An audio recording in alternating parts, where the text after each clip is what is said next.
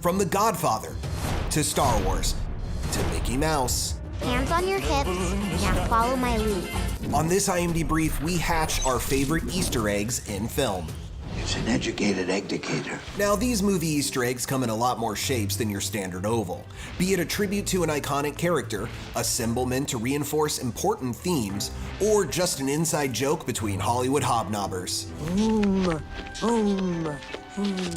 Filmmakers have long littered their frames with hidden references called Easter eggs. Now, the definition can get loose, but Disney animators have been sneaking in hidden Mickeys, symbolic depictions of their revered rodent, wherever they could, perhaps as early as their first animated feature, 1937's Snow White and the Seven Dwarfs.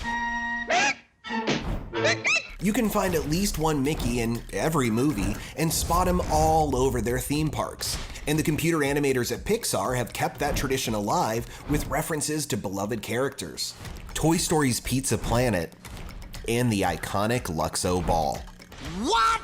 What are you talking about? Metaphorical eggs, Woody. But let's travel back to before Pixar, or even Disney's Snow White, when a certain master of suspense was lightening the mood by making himself into an Easter egg of sorts. Good evening, and thank you for allowing me to come into your living rooms. Sure thing, Hitch. 40 of his surviving 52 films feature a quick cameo of director Alfred Hitchcock, and you can spot him getting roughed up by a snotty kid, lugging a heavy instrument, or what might be his most inventive, sneaking himself into print for 1944's Lifeboat. Say, maybe we can beat that record. Now, some may argue that even the most concealed cameos aren't exactly Easter eggs, but this posthumous salute to Hitch in Psycho 2 definitely counts. So, I'm letting it slide.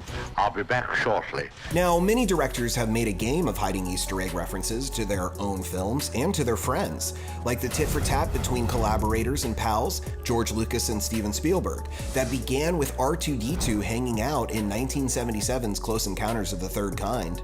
Then C-3PO joined for 1981's Raiders of the Lost Ark, to which Lucas responded with this extraterrestrial appearance in 1999's Star Wars Episode I, The Phantom Menace. Now they will elect a new chancellor.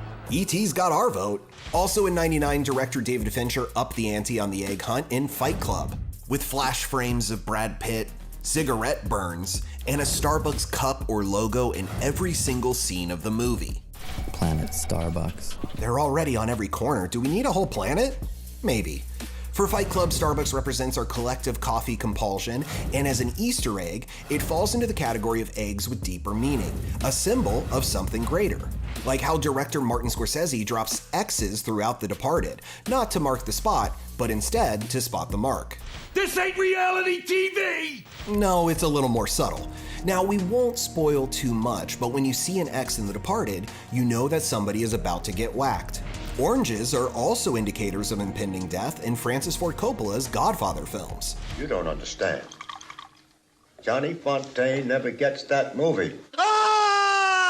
An apple a day keeps the doctor away, but an orange will protect you from horse heads. The citrus of death factors into the entire trilogy, and if Vito Corleone had only chosen a lemon peel instead of an orange to make a monster mouth to spook his grandson, he may have lived another day.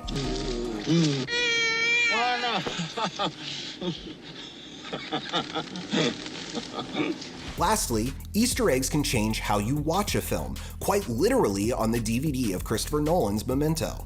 Remember DVDs? If you hit the play button at just the right moment, when fittingly the words Memento Mori disappear, the film would start in chronological order, instead of how it's originally told backwards. Oh, well, I go on facts, not recommendations, but thank you. You can add all these films to your watch list, and for more must-see recommendations and trending stories, stay glued to imdb.com/imdbrief.